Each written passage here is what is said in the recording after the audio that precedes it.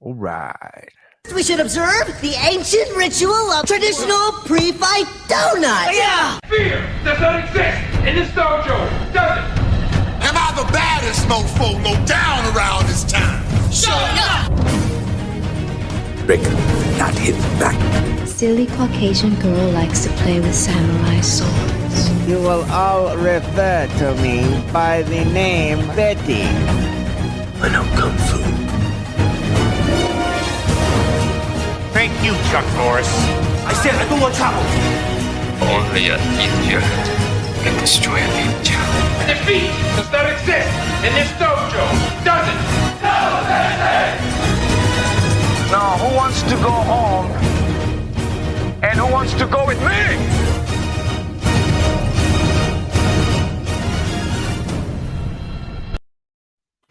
All right. Welcome to KickFlix. Your favorite podcast where you come to watch and listen to people talk and review their favorite or not so favorite martial arts movies. I am Never Signs. With me, as usual, is Mike Mercadal. The not so favorite. Because I love how we're talking into microphones, but you still do the side.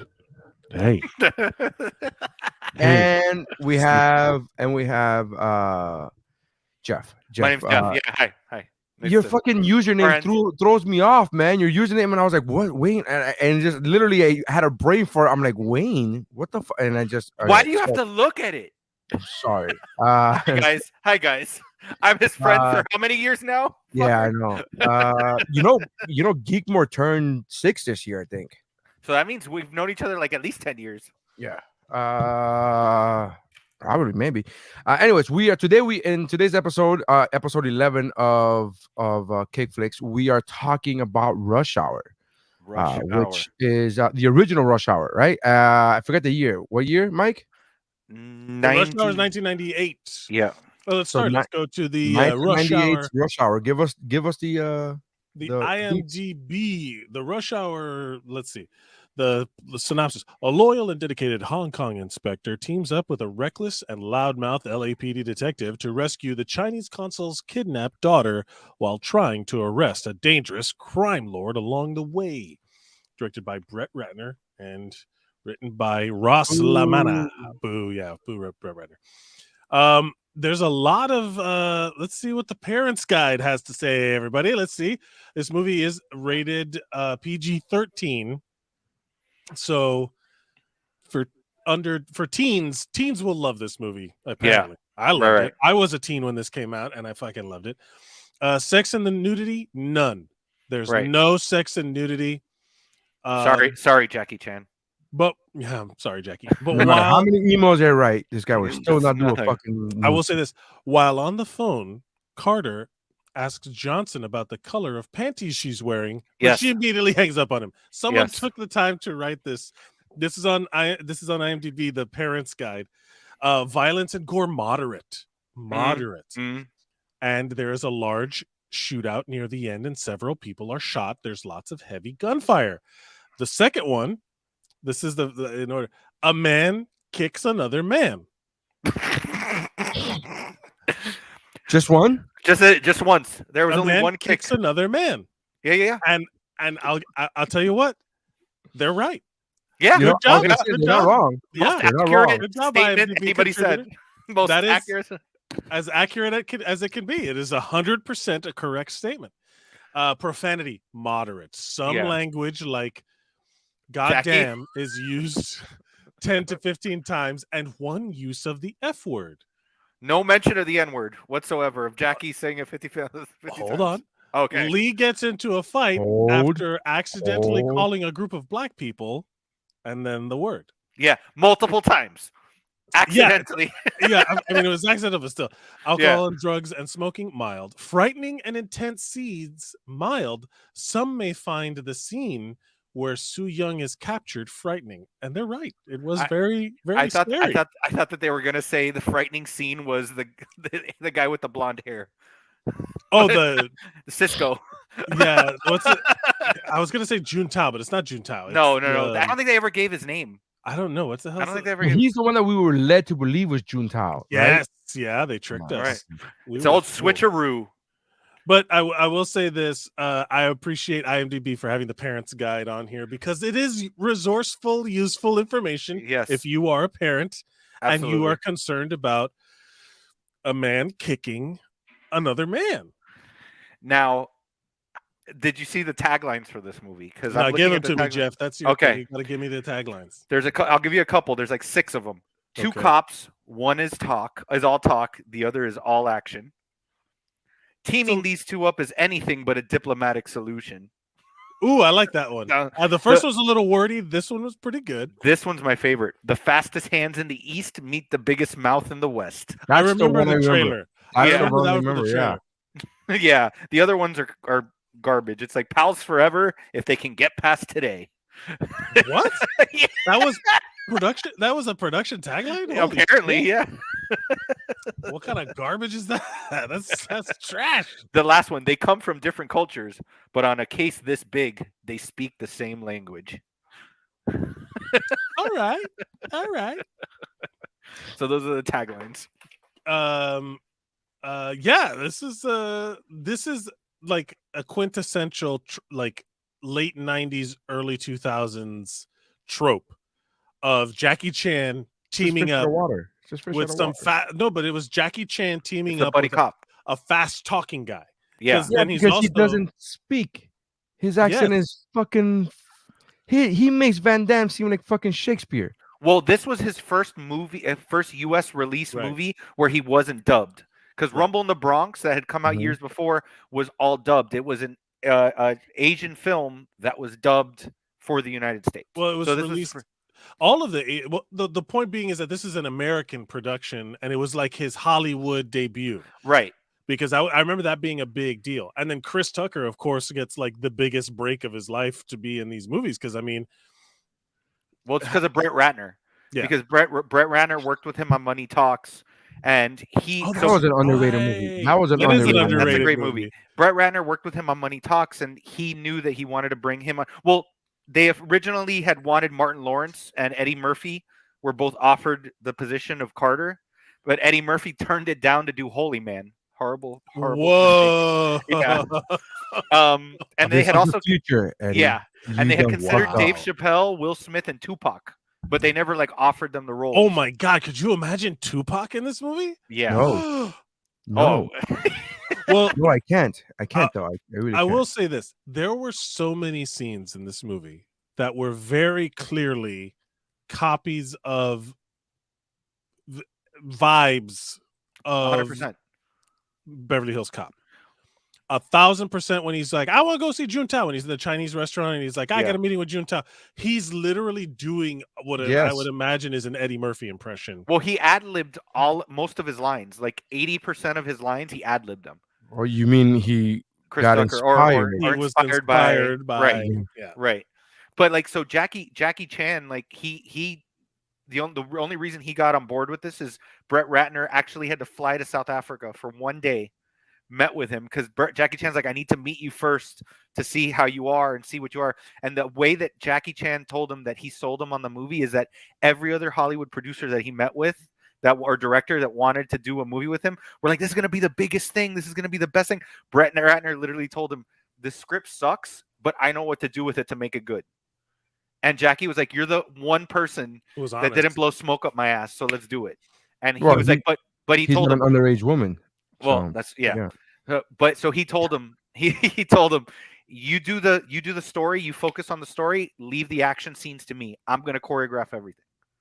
So that was the deal. This very clearly is a Jackie Chan movie. Like, it's very clearly a Jackie Chan martial arts movie. Right. And then the rest of it is Brett Ratner letting Chris Tucker flex, like, because he is annoying as hell in the best way. Like, that's the thing, is that he is like, okay, shout out to underrated superstar Latina actress Elizabeth Pena's in this movie. I love her. She's so good. She's good in everything. She's good in everything. She's so great sad that she passed away. She was sick, and cirrhosis. Yeah, that's a way to go, bro. It's crazy. Yeah. But she's great. I mean, I love her in all of everything. Like, every time she pops up, I'm always like, oh, hey. In La Bamba? Excuse me? Yes. Oh, are you fucking kidding me? Yeah. She was phenomenal. She's great. And she plays like the bomb expert in this. Whatever. Either way, like she's Can I just say, not the greatest bomb expert? Yeah, no, she's not a bomb expert. She's not Nick Cage in The training. Rock.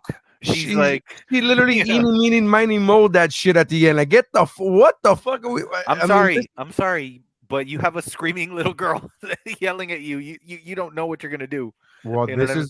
that's the whole point of the bomb. That the guy even said it. Yeah, in the field you have distractions. You need to fucking be able to focus. That's part of the job. Yeah. But the big thing about Rush Hour, and one of the things that's so important about it, is this was one of the first movies, buddy cop movies, because you had 48 Hours, you had all these other movies before, Red Heat, all these other these buddy cop movies. This was the first one where it was two minorities were leading. Yeah, you have two minorities as the lead buddy cops. It wasn't a white guy with insert somebody else. No. Sorry. All right, go ahead. Turner and Hooch has two minorities. Okay, I forgot. Tom Hanks is a minority. Tom Hanks is clearly a minority because there's nobody in his class of acting. So Tom Hanks is a unique individual. Touché. But the thing is what this entire movie, everybody. When I started that joke, I was just making a shot at fucking the dog, and then I realized, oh fuck. Halfway, I already verbally said, "Oh, Turner and Hooch," and I was like, "Oh wait, Tom Hanks is in this." God damn it. I couldn't. I was so focused on the dog part of the joke that I forgot that there's a white man. Yeah. You forgot the Turner part of the Hooch. Yeah, that's how good an actor Tom Hanks is. You forget he's a white man. He's a white man. He's just But the thing is and then like everybody in this movie, for the most part, the main obviously, especially except the henchmen, but the main bad guys, or the main, I don't want to say idiots, but like are all the white guys, because like the two FBI agents are idiots. Like the Juntao, which, spoiler alert, if you haven't seen it, about British colonialism and which both of the movies that we've reviewed the last two times, because the British colonialism was going on in Double Impact, and it's prevalent here too. Well, this is after. So in 1997, Hong Kong got handed back to the Chinese. Yeah, the British gave Hong Kong back, and then since then there's been like incredible amounts of like unrest there. Right. There was the all the protests last year, and like where like genuinely the revolution was happening in Hong Kong, and then it got all shut down. But you don't want to root for China either, because China is the villain also now. Like they're like it's hard to there's like no one to root for like globally in this situation. But you forget all that when you watch Jackie Chan, and you're just like, oh man, look at this ancient Chinese art that he is bringing to the screen. Yeah, like you're just like I love Jackie Chan so much. Can we talk about the plot real quick, because I'm confused as to kidnapping. No, but no, it's not though. No, it's not though. This is probably the worst. Why is it consulate important? Like, why kidnap his daughter? I don't understand what's happening here. Like, because the whole. I don't understand foreign. By the way, to the disclaimer, I don't understand foreign policy, so I don't really know what this guy does. I know that he's important, but I don't really know what his job duties entail. Here's why, and this is the thing. Like, and I refer to him as Juntao because he was Juntao, but the British guy who's Juntao, his whole thing for this is that while the British were ruling, he got this collection of all these Chinese artifacts that were worth millions and millions of dollars. Clearly a criminal, and he clearly involved in organized crime. Right. Well, he's Juntao, and so he was going to lose all that because he had to keep face, and the transfer, he no longer was going to have the power because the British were handing it over to the Chinese. So what was the plan? What was the end game? Like, what was he wanted the money from the guy to make up for him losing the millions of dollars worth of artifacts that he was going to lose, because he had to politically give it back to the Chinese when the power got transferred over to them. Because if he kept them, that would have been an ugly thing for them to see, of him asserting his colonial rule still on them by keeping their artifacts of importance.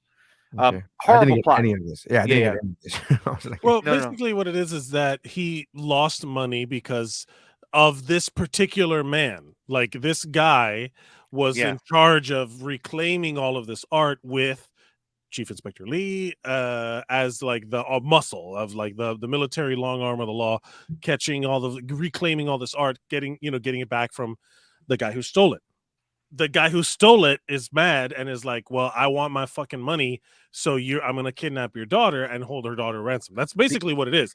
Because remember, the opening scene, Lee stops Cisco and these other guys from doing the stuff with the artifacts. So it was explosive. It was a lot of explosives. Yeah. So the last thing he says is, but he goes, before you leave, I just want to let you know that we've recovered all these artifacts. So now these artifacts have been recovered. So he basically, all the artifacts that Juntao had, he's basically telling him, I took your shit. Like, without knowing that he's telling Juntao that he took his shit. Yeah. Well, that's when he comes out, when like he has to come out to be like, once they start sniffing around a little too close. Right. Because that's the thing. The FBI doesn't want Jackie Chan's character involved. So they pawn him off to this LAPD guy as like a babysitter. And then it turns out that of course, the reluctant heroes save the day. The scrappy, partnership. Heroes, they were fucking dying to be heroes. They were like fucking chopping at the bit to be heroes. They were reluctant about them. Yeah, because Carter walks not into at the that case FBI they were mansion. assigned though. Well, Carter walks into that mansion and he's like, let me know this. I need an earpiece. Tell me about what's going on here. Have we looked at their records? Because he thinks he's getting an FBI job. Right. But then when the truth is revealed, he's like, that's that's not bullshit. The job you want. And the whole thing is weird because they're trying to save a gold digging girl. Too young. That's the whole thing. No, he's right. He's right. Too young was a gold digger. Yeah, super young. She gets mad at Lee because he didn't tell her that she's leaving the country. Right? Lee obviously not good at communicating in any language. Then wait, that she's leaving. She's going to New York. But he's not going with her. He's not going with her. So he didn't advise this little girl that apparently he's gotten a tight friendship with. Yeah. It's like Man on Fire. Remember Man on Fire? No, but he was the actual bodyguard, like personal bodyguard to the little girl. This is a fucking inspector in the police department. I think he was assigned to that guy, his family and all that stuff. And then she goes, why didn't you tell me that you weren't going with us? And then he was like, remember to keep punching and gouging people's eyes out. And it was like, okay. And then she's crying. And then he just gives her a gold necklace. And she immediately goes, oh, cool. We're good. And I'm like, oh, so you just wanted a gift. We're fine. We're fine. Okay, we're fine. I hope this doesn't end up on the neck of a strange woman at Chinese random waitress. Random. Good must she have been that she got that from everybody. Or it's like literally like Lee's just like has like a bunch of them hanging in his car, and he's like on his rearview mirror, and he's like, gotta make somebody happy. Here we go. God, here we go. Yeah. Like the least unique thing on earth, and then it's like, hey, wait a minute, like this waitress has the same thing. I mean, it's there's a lot of conveniences in this because of course it's it's a movie, that like I could write like it because I went into this originally. I remember when this movie came out, it was a big deal for us because we were big Jackie Chan fans from like Rumble in the Bronx. And that started this whole thing about finding all of his old movies for me when I was in high school, of like finding, when Super Cop was released here, and when finding like tapes of Police Story 1 and 2, like all of that stuff. When I would go to Blockbuster and look for the Jackie Chan movies, when this movie came out, it was like a big deal, He was going on the talk show circuit. He was like, going around on like all of the Jay Leno's and whatnot. And it was supposed to be important for him. And then it was just like a straight up giant movie and everybody loved it. It was super popular because everybody was doing do you understand the words that are coming out of my mouth? Yep. Never touch a black man's radio, boy. Like people were saying all lines, quoting this movie nonstop. And the soundtrack was phenomenal. Yes. You know who they weren't quoting? Jackie Chan. No, they weren't quoting Jackie Chan That's in the not pool his hall. job. Well, they were quoting him, just not the right way. Yeah. Yeah. They were quoting him when he was like, I don't want no trouble. I don't want. Good God, you all. Yeah. What is it good for? Absolutely nothing. And then I love at the end. He's like, "Listen to me, yo." You know, like, yeah. I love that shit. But so that whole thing of the you don't understand the words coming out of my mouth, that actually came from their first meeting. That when they met, like Chris Tucker came in, was talking to him, he was like nodding his head, yeah. And then when he left, he told his friend, "I have no idea what that guy just said to me." Like Jackie Chan straight up was like, "I don't know what the hell this guy's saying right now." But I will give props to Rush Hour for actually making a freight container incident looking more diabolical than what Double Impact did. Yes, because if you watched or listened to last week's episode, there was a lot of bullshit container work going on. And this one, there was actually another container. I didn't see that as a bullshit container work. But yeah, okay, I guess. Yeah, I mean, there was in this one. What was the container in this one? In the opening scene when he's like going after Juntao, like the guy, he falls in front of a container. The freight is coming after him, but there's actually another container that he will get squashed in, not an ocean that he's going to jump into anyway. Oh, he almost in Double Impact. We don't know how high he was in that fucking. Just because it's an ocean doesn't mean it's a soft landing. We don't know how fucking high. Neri, it was like 10 feet up. We don't know that. This episode is about Rush Hour, guys. This episode is about Rush Hour. Sorry, I have eyes. I can see how high it is. Your depth perception must be amazing from that angle. Okay, yeah, from straight ahead. All right, from all that. I'm surprised you see that with your nose so high up in the air. You know what everyone loves? You know what everybody loves? Bloopers and outtakes, which is in every Jackie Chan movie. They show all of the outtakes, and this one was awesome. This is one of my favorites. I love the fact that we're 20 minutes into reviewing a film, and you're like, you know what's good? The outtakes at the end of the movie. I needed something universally loved, so you guys would stop fighting. No, it's I don't like it when dad and dad fight. I mean, you know, you could have just said that this is what the second or third movie that they actually put a gong in it. There was the gong. It's been more than 3. It's been a lot.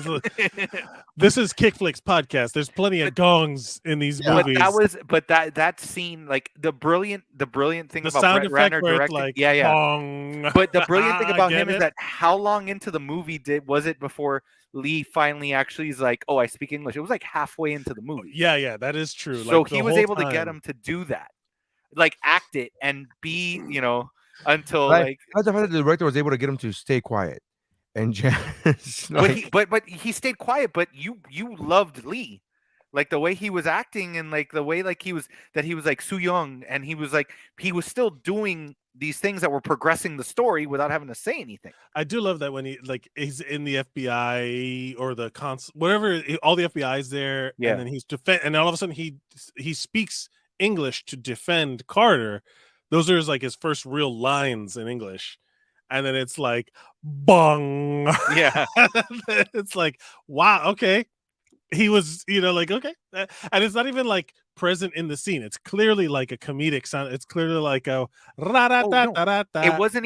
It wasn't even in the consulate. It was the taxi driver that pulls the gun on them.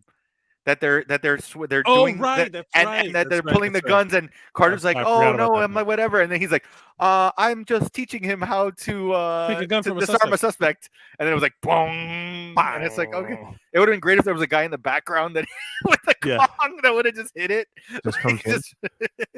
or like now you need me now. No, it would have been great if there was like a homeless drunk, and then he just kind of like leans and stumbles into a random gong in the street. Gong. Wow, that went. They really went on a long walk for that bit. Huh? So let's talk about. We mentioned this in Double Impact. Let's talk about shitty bodyguards again. Oh yeah, because and shitty bodyguards leading into the trope that I hate most in movies that Neri pointed out to me. Like they're literally there's traffic. Every car is forced to make a left turn, and then the one car is like, no, go right, and then every other car after go left. Keep going. And these bodyguards are like, yeah, we'll just go with it. We'll just go. There's no other cars on the street, but let's just go with it. And then the Cisco pulls up as a cop. As a cop. He gets pulled over. Yeah. The freaking line where they say the name of the movie, which I hate that so much in movies. That is like, is there a problem? I love that. I hate it. I hate it. Where it's like, is there and this one didn't make sense. It's like, is there a problem, officer? No problem. Just rush hour. What? There's no cars around me, sir. There's What no are you cars fucking around me. talking There's about? no traffic. But didn't Just the cop rush look hour. around at that point? No, they didn't even make it look around. They No. just got shot in the face. And he goes, paused. No problem. He Just did rush pause. hour. He goes, no problem. Just rush hour. Just rush hour. I'm like, Jesus Christ, what a fucking pause. And just then there was no cars around. And the moment that happened, I immediately go, oh, he just said the name of the movie, and then I just put the fucking gif of Peter Griffin going, I'm done. Yeah. But like that was like Neary knows I hate that. Like with Neary, like Will Smith and Suicide Squad. What are we? Some kind of Suicide Squad? Yes, that's the name of the movie. You don't have to say it. when he was watching Endgame and he goes, Avengers Assemble, he was like, I'm out of fuck this. And Really? He's No, like, that was he's like, he said the name of the movie. Get the fuck out of here. No, that's Neary. That's Neary. Well, no, anytime he watches Infinity War after watching Endgame, he goes back, and when Strange goes, we're in the Endgame now. He's like, fuck this bullshit. Fuck you. Flipping tables. Fuck you, Steven. My favorite call one by your first name. My favorite, I love that, actually. I really love that. My favorite is in Mallrats, where Ben Affleck is in the middle of that like game show thing that they're doing in the fucking mall or whatever. Oh, you're a he's bunch like, of yeah. No, he's like well, I'm the tired first of these because they do fucking it twice. They do it twice. They Because give you a one time double he's impact beating of the it. shit. He's beating the shit out of Jason. Huh? They give you a double impact of title of title. Yeah, it has title. nothing to do with the title in the movie. I'm done. That was the saddest faces you guys ever made in the last episode Yeah, when I I was told like- you what the title of the movie meant. Yeah, it just it was one of those things where we just not only did we not believe it, but then when we did believe it, we're like, that's so stupid. Like I regret. But yeah, Mike, go ahead. Sorry, Mallrats. No, because he's like, you're one of these fucking loser mall rat kids. You're always hanging out at the mall with no shop. I don't have any respect for nobody with no shopping agenda. And it's Ben Affleck being a villain. He's like a bad guy in that movie. Yeah. And then at the end, when he goes, he's like, that's it. I'm gonna fuck you up. It's like, oh, that's it, Mallrat. I'm gonna fuck you up beyond repair, like in front of everybody. And I'm like, oh, he did it again. I love that shit. I love it. I don't care one way or the other. I just think I'm like, this is the first time I'm in the middle. Like both of you guys are like the extreme opposites, and I'm like, it's fine. I don't care either way. It's fine. It doesn't make You a know difference. what's gonna bring this family together? The sound of music. But you know where it started? It was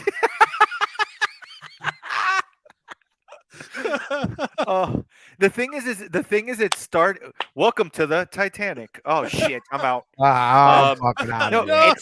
it started with Suicide Squad though, because I didn't have that problem before. Because it started with Suicide. You know what Jeff used to say at that moment. He used to say, "No, I don't like it when they do it on trailers." It started with the trailer. The trailer, but then every time that we would call it out on a different movie, he goes, "Yeah, that is bullshit." Like he just got like, more and more. You guys radicalized him. Yeah, He's well, just because, like, but then like I hear this in Rush Hour. I mean, I haven't seen Rush Hour in years, but I remember most of the movie. I didn't remember every single that. line. I don't even. But when he remember said that, I watched it I was like, Neary hasn't watched it. I was like, fucking shit. Like I got so mad. I was like, it doesn't mean anything. Like at least Suicide Squad, I get it. It's not even in Rush Hour. It's not even in Rush. It's so fucking funny. It's just. But there's like certain ones where obviously it doesn't mean, like Ghostbusters. Who are you gonna call Ghostbusters? No shit. That's the fucking name of the organization. Want to know? Oh, I just thought of a fucking great one. In Batteries Not Included. Oh my god! That where with the guy who doesn't say anything the whole movie, and they discover these living robot flying little things. Yeah, and he brings the one back to life. The one that's almost dead. Yeah, remember that's born and it's almost dead. And he's like, batteries not included. I remember I was like, yes, hands up, Victor. Yes, he said it. Every time I see it now, I'm like, ah. But so let me ask you a question. There is when you Google title said during the movie, the very first thing is an article where it says this 5-minute video shows the most annoying movie cliche in 150 different movies. 150, and that is Jeff's fucking punishment. That is just fucking Hades, where he just forced him to watch this fucking video of 150 different movies being said during the title. That's fucking great. I guess we're gonna go see The Wizard of Oz. God damn it! But well, Mike froze. Yeah, I know. Which is the best picture ever, and the best face ever. He looks like a fucking weird Joker. You know what he looks like? He looks like Joe Piscopo in that fucking No, inside. you don't. You know, he looks like. I was gonna say he looks like Fire Marshal Bill. He does look like Fire Marshal Bill. Let me show you something. Let me tell you something. Oh my god! For those of you, for the audio listeners, you gotta fucking check out that video. Yeah, Mike froze, and it's amazing. So, so let me ask you a question. Do you think that part of the only way that there he goes. I guess he's gonna come back. That Cisco agreed to have the song on the soundtrack. Oh wait, there he is. Hey, you looked like Fire Marshal Bill, and it's amazing, and we're gonna send you the pictures because the way you froze, it was fantastic. So I was asking Neri, do you think that part of Cisco's agreement to let them have a Drew Hill song on the soundtrack was that the guy had to have blonde hair? Yeah, look at your face.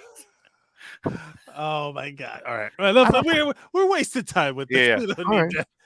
Because this movie's pretty fucking easy. I mean, do we have an hour to fill? There's not a lot of bad stuff about this movie. Let's be honest. Okay, Neri, there you go. Neri just made a face. Tell me, Neri. Tell me how bad this is. It's not bad. It's fine. It's fine.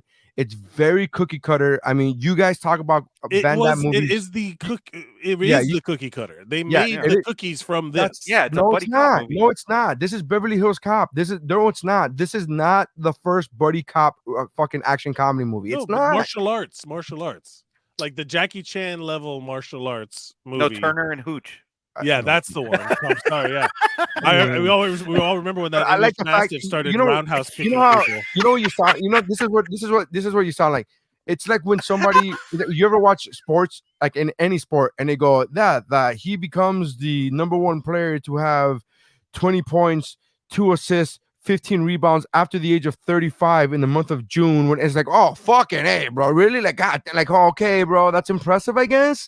Like, it's one of those things where, like, this is just an action buddy cop movie. Yes, the Jackie Chan aspect, the action. I'm not downgrading this movie at all. I don't want to sound that way. I don't want to sound like I'm downgrading the martial arts movie. It's fine.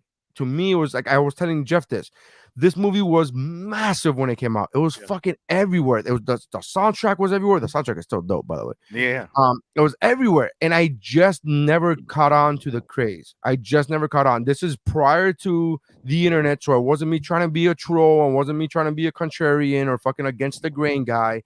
I just was like, yeah, it's fine. Like I was, it's fine. I had the CD. I remember having the album, playing it on my Discman. It was on heavy rotation, but it was fine. Like I was just like, okay, I don't understand. I just didn't get it. You know when people go like, oh, I don't get it. That was me.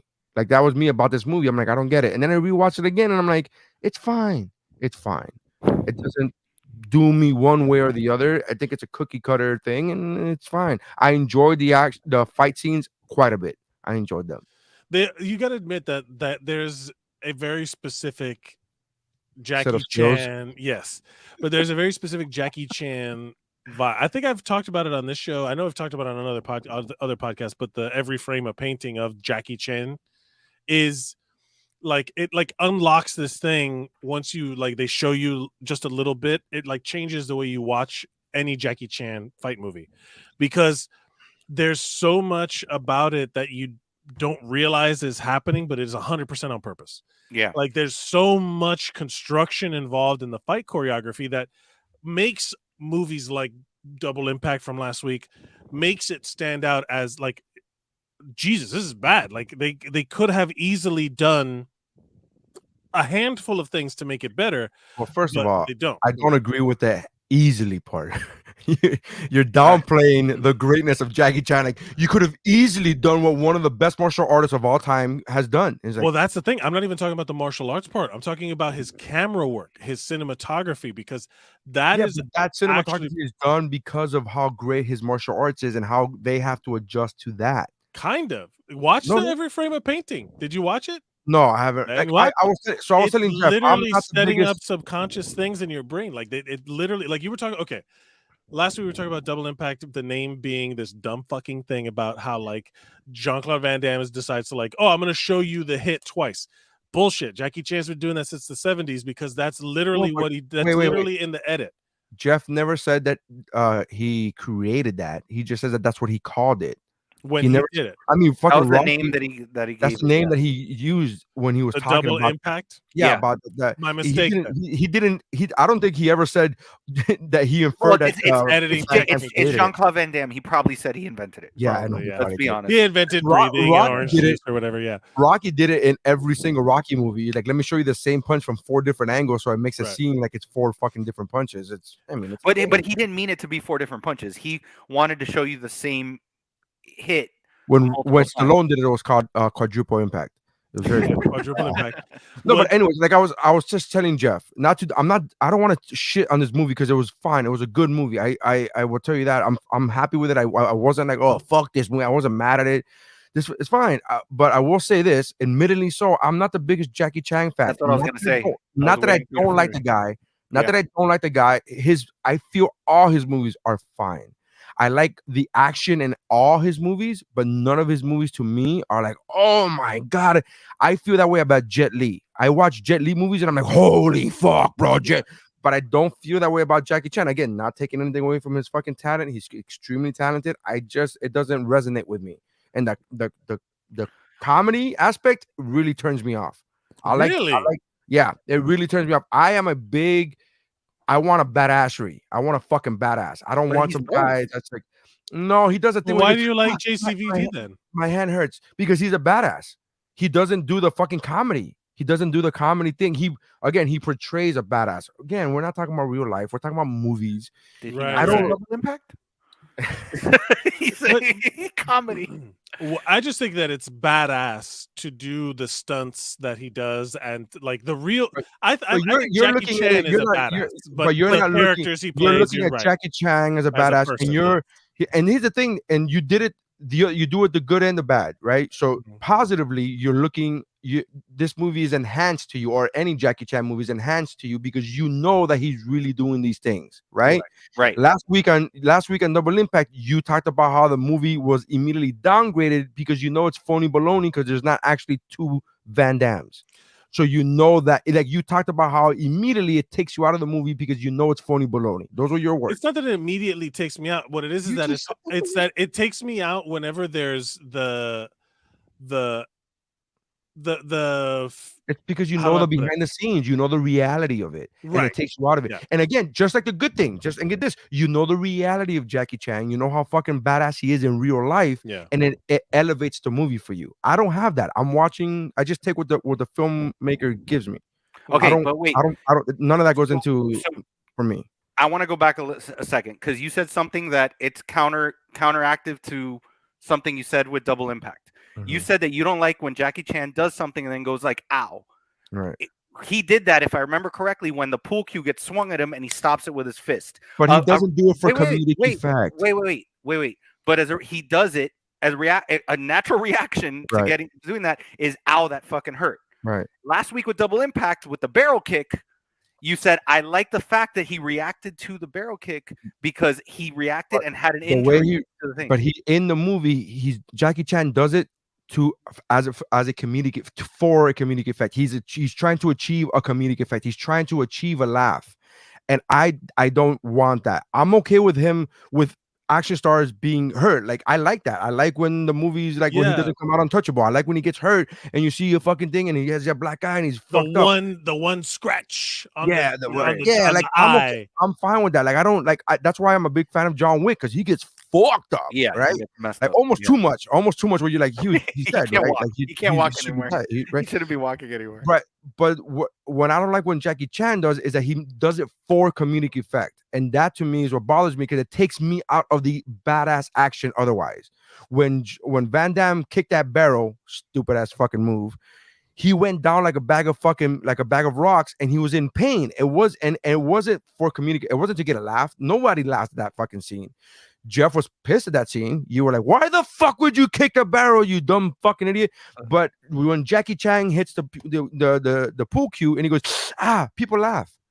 It's funny. He does it for that. Like I've heard interviews where he goes, I'm trying to get a laugh. He goes, he started doing that to differentiate himself from all the other martial arts actors in Hong Kong at that time when he was making that. So he was trying to separate himself, and it worked, bro. Look at his fucking beautiful career; it's amazing. Well, and Brett Ratner, it doesn't resonate with me, is what I'm saying. Brett Ratner said that Brett Ratner said that a lot of the jokes that he threw into this movie with the physicality and the some of the humor that he had with Jackie, he took from Jackie Chan's Asian films that nobody's seen, like like that, even the subtle ones, like when they go to talk to the bomb expert, and like he puts his hands and it goes like where her boobs would be. Right. That's from another movie that he did. Great. And he was like, "Oh, like." But I get what you're saying. Like, you want your martial artist to not be comedic. You want him to just be a badass. Correct. That's why, and I give the example of Jet Li because Jet Li and what is the difference between Jet Li and Jackie Chan? I mean, they're both amazingly talented martial artists. The difference is that one of them does it. It just doesn't resonate with me. Again, I'm not. I don't want to sound like I'm taking anything away from the amazing fucking Jackie Chan. He's amazing. The Western movies that Jet Li does, he's portrayed that way. But there's a lot of goofiness in his actual. Like if you watch The Legend, the Fong Sayuk movies, he's like a goofy kid in those. Huh? Of course. But if you know Jet Li movies, that's an of course. It was like one of his biggest series in China, and it was like I'm a Western movie goer, so that's why I'm waiting for this podcast. Your palette, brother. You got to. I'm waiting for this podcast to do that for me. This is you know. Yeah, the wheel is against me. The wheel. Hey, Shaolin Soccer was me fucking broadening my palette. Shaolin Soccer is also again a spoof of Hong Kong cinema, you know. But it's anyway. So I found the movie fine. Like I'm not dissing the movie. I don't want to seem like I'm dissing it or hating on it because I'm not. I wasn't in love with it the way you guys and fucking everybody else on the planet was. I know I'm alone on this. I'm fine. It's okay. But the thing is, Jet Li's always played like the thing is, Jet Li's got that role of I'm gonna be the quiet badass. Jet Li doesn't really talk a lot in any of his movies. In his Western movies. And his Western movies. Because he can't. Because he has a very strong accent. But the thing is, you're right. Jackie Chan is a lot more comedic. The Expendables, he does speak a lot. He does speak in Expendables. But he's great in Expendables too. I really like him. There's a theory that him and Arnold are a gay couple in Expendables. Really? Yeah, that's why in Expendables 3 they were hugging, and then Stallone comes back and goes, "Oh, I thought you were on vacation," and then Stallone hugging Jet Li, not Stallone, Arnold hugging Jet Li goes, "Oh look, he's jealous," and they're like hugging each other, and there's like a theory that they are in a relationship. What if it comes out like Stallone's like, yeah, no, all three of us are gay in that movie. Yeah, what are you talking about? It's a circle. But we had a love triangle thing going on. Yeah, but no, everyone in that movie's gay, and then all of us, the women are straight, but who cares? All of the Expendables totally gay. What do you guys? Do you guys not get the allegory? And all of the Stallone and Arnold Schwarzenegger fans are going to be like, yeah, I don't know how to feel. I would stand up and clap and be like, did the large airplane with the guns outside of the nose not give it away? Yeah, to you guys? Did the giant coming airplane not reveal the truth of the Expendables movies? I can see that, Neri. Like to me, I got another one. When Terry Crews comes out with a loud banging shotgun, blowing huge auto loads out of it, you don't think that meant throwing hot dogs down the hallway?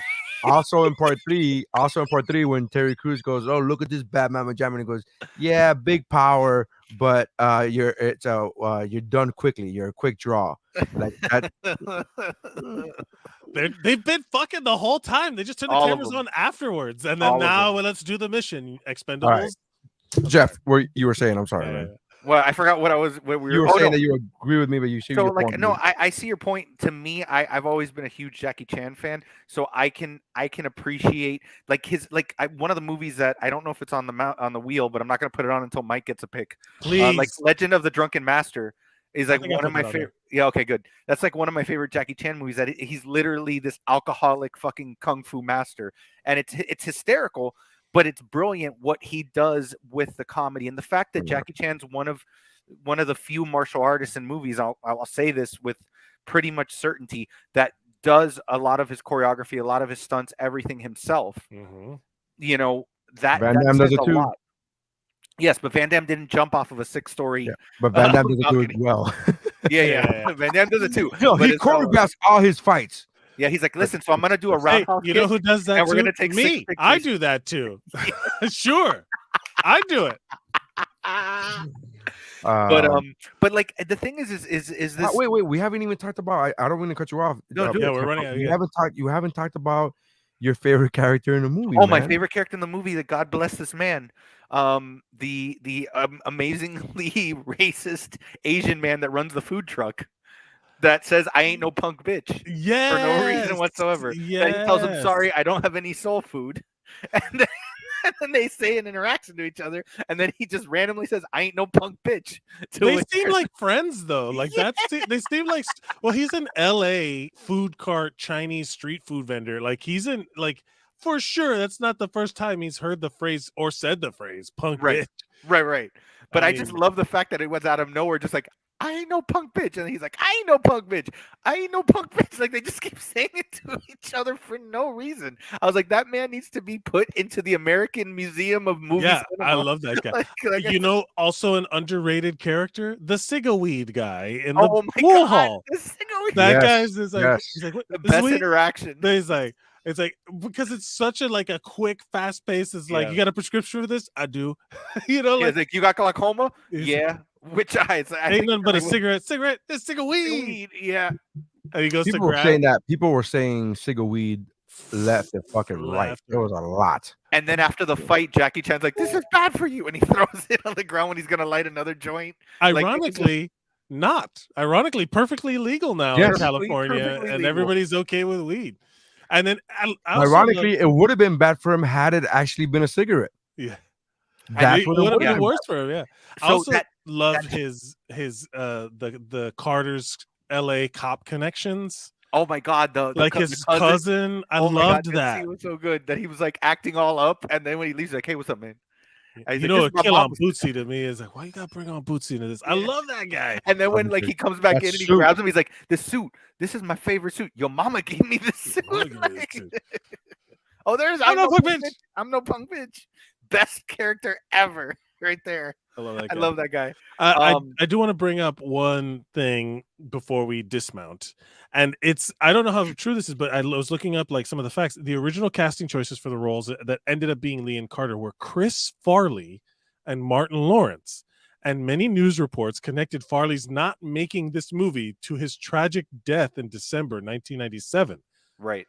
In fact, Farley and the production for the movie had decided a few years earlier not to work together on the movie, as they were already leaning towards ultimately casting an Asian actor and a black actor. And his downward spiral covered roughly the same time as the period as when the movie was made. Yep. Yeah. It was I think it started like a little bit before they started filming the movie. But how could this, like, Chris Farley would have been Chris Tucker. Right. The thing is that they originally were in talks, and then they were like, listen, we're not going to do the white guy, Asian guy, minority or whatever but role. It would have been Martin Lawrence as him, and Eddie Murphy were the first two as the Jackie Chan. No, as a Carter. But I don't think they would have obviously taken the Asian element out of the whole situation. So it wouldn't. Yeah. It's not like Chris Farley would have been Inspector Lee. Well, Chris Farley made Beverly Hills Ninja. It's on the wheel. He's straight up doing like Asian face or yellow face or whatever. Like he's not really, but he's he's not. He's not. He's a white. He's not. You're right. He's not. He's a white guy raised in that culture. Is it racist? You say yellow face? Is that racist? I feel like that term is racist. I feel like that's how I've heard it. No, but yeah, if it is. I'm sorry, but that's how I heard it. No, I know. I'm not saying you're racist. I'm saying that phrase does sound aggressive. It does sound aggressive. Because now you're feeding into the stereotype of Asian people being yellow. It's like, oh Jesus Christ! No, you're right. I don't know. Maybe it is. I didn't think about it that way, but yeah, Asian face will say, but. So, I want to say all of the faces sound bad. All of the faces. You can't say any. I will say this, that the that I did enjoy some of the little callbacks, like when they go to that restaurant and to go look for Juntal, which, by the way, that restaurant apparently is a real restaurant with the same name, and they have a sign outside their door that says "Rush Hour was filmed here." But they still have to this day.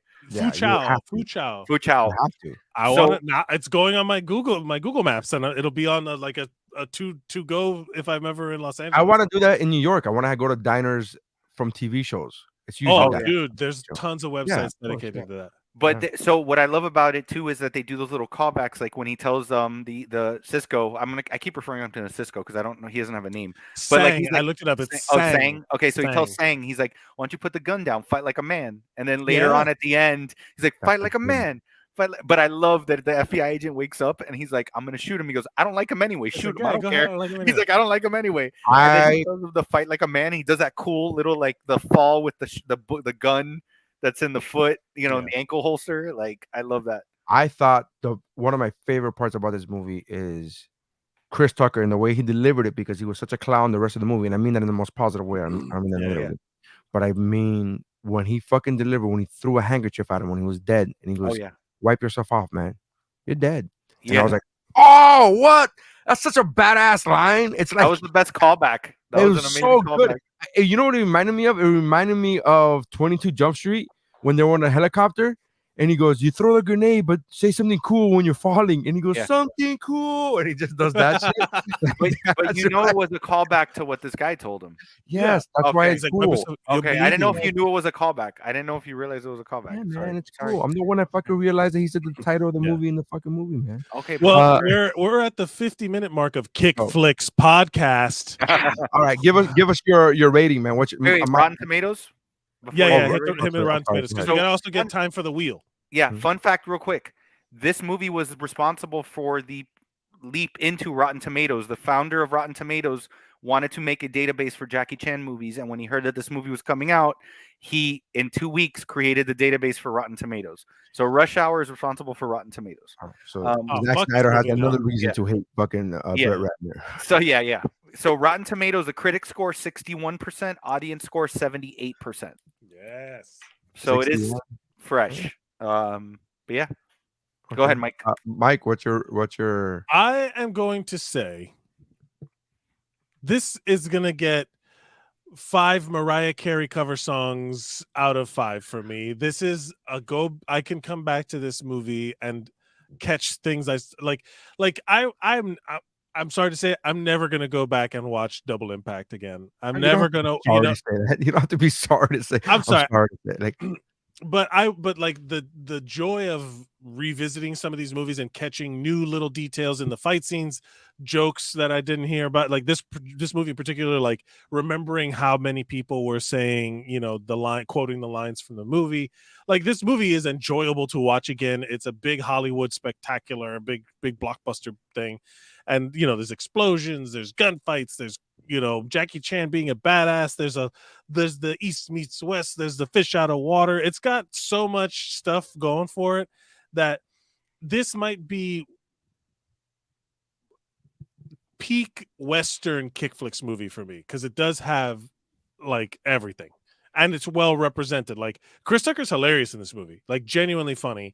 And because it felt so improvised, it was different for the time. And then Jackie Chan being premium Jackie Chan, high Hollywood budget Jackie Chan. Yeah, 5 out of 5. I love it. Jeff? I'm gonna give it everything Mike said. I think I'm gonna give it 5 Chelsea Clintons out of 5. It was. Hey, who do you think you got? I love that idea. Who do you think you got? Chelsea Clinton? Who do you think you got? Kelsey Grammer? Yeah, I couldn't say it right. It's legitimately a fun movie. Like, I hadn't seen this movie in years, and I've watched it like Double Impact. I watched it twice in the last 2 or 3 days just to rewatch it and make sure I had it fresh in my head. And it's a legit. I love Jackie Chan. I know I'm unlike Neri. Like, I thoroughly enjoy Jackie Chan, his work. I appreciate the comedy and all that stuff. I'm all about that. It's an important movie. As ridiculous as it is, for what we mentioned, that it's the first time you had this buddy cop with the 2 minorities, in the lead. It's a big deal. That was huge. Yeah. And it made $100 million over what the budget was. Like, it was, so obviously it led the way, paved the way for more diversity in movies and stuff. And I agree with you, Mike. I think this is like the peak East meets West, martial arts KickFlix movie. I can't think off the top of my head of another one that's more Rocky 4, at least marketable. Like Rocky 4. It's literally in the song East meets West. Yeah. It's not a kick. Well, yeah, it is technically a KickFlix movie. So What about you, Martial Nate? arts movie. You just said. I didn't say it. You said you found it out. Oh no, You said fighter. I'm saying that you were saying. Oh, the East versus West. Yeah, yeah. East yeah. versus West martial arts. But movie. yeah, All so right. I'm giving it 5 out of 5 Chelsea Clintons. I give it 3 out of 5 stolen found golden necklaces. 3 to 5. It's fine. It's fine. 3 out of 5 camel humps. Yeah.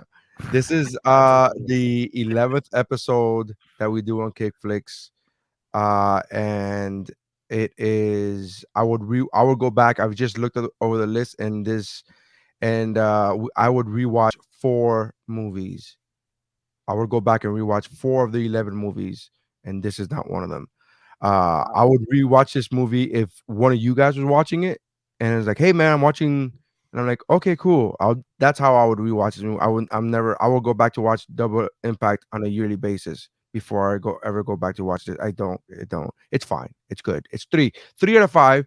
3's fine. It's a solid. It's solid. One of my favorite movie podcast. It's about movie review podcast is about Empire Magazine, which is a legitimate review. It's a legitimate movie critic magazine and podcast, and they always say 3 out of 5 is a recommendation. Like that if somebody tells you that's their standard line, 3 out of 5, which means it's a recommendation. And I will recommend this movie if you've never seen it. I would say go see Rush Hour. It's a fine movie, and that's how it's a fine film. It's fine, and that's where we leave it. All right, so let's go to the wheel. Let's go to the wheel. Find out what we do next. Everybody, please sure you pray for me right now. Beverly Hills Ninja. Come on, Mike. Pick. So just so that you guys know, you could add movies to the wheel by emailing us at kickflixpod@gmail.com. Don't do it for Mike right now. Don't do it. That's kickflixpod@gmail.com. As of right now, we have 49 entries left, and it's gonna be 3 ninjas. Any movie that you guys, if it's a martial arts movie, feel free to Google us or email us. I'm sorry, and I'm sorry, Mike. It's gonna be 3 ninjas. It's gonna be 3 ninjas. 1, 2, if it's 3 ninjas, I'm gonna lose my mind. If it's 3 ninjas, I quit the podcast. Yeah, I quit the podcast. Hopefully, the fucking lotto is what you should do. Yeah. Come on. No, it's not 3 ninjas. Oh shit! Is it? Wait. Enter the Dragon. Enter the Dragon. This is a Mike pick, right? This is your pick. Is it? Enter the. I mean, yeah, I think that was your pick. It seems like right up your alley. Yeah, it might be. I love it. Well, yeah. Enter the Dragon. Let's say it's your pick. Let's say it's whether it is or not. It's Mike's pick. Yeah. It could have been Power Rangers, and I'm gonna say, hey, Mike, good pick. Good pick. Just for yeah. So Enter the Dragon is the next movie that we're gonna watch. So get ready for that. Yeah, way to fucking sound excited. I have to pretend to give a shit about Double Impact. No, you don't. You don't pretend you're interested in it. That's why I'm doing the mic. I'm gonna be very transparent as to how I feel about this movie from the jump. You don't sound excited. You weren't pretending to be excited about Double Impact. I was being that I have to find stuff to make fun of. Yes, if you want to go in, but like, give me some energy. Well, yeah, we're doing Enter the Dragon. Well, you wait Enter the Dragon. I can't fucking wait to make fun of this shit. Yeah, at least I can't that's wait something. to make fun of this iconic, legendary movie. Yes, with Bolo again. Yes, fucking Bolo Young, another appearance by Bolo. I think Young. Bolo may have the most appearances on KickFlix so far. I mean, he should. He's a legend. Yeah. It's him and the eye patch guy from Enter the Ninja. Yes. What's his name? Fuck. Oh God. Sho Kosugi. Sho Kosugi. Thank you very much. All right. Thank you guys for checking us out. Make sure you check out the other podcasts on the Geek Bro Network that include, but are not limited to, Better Let Me Tell You, What's Up, Bro, Mount Geek More, Shiver. What am I missing here? Chow Like a Best with Mike Valdez. Cramacopia. That's right. With Jeff and Q. Check that out.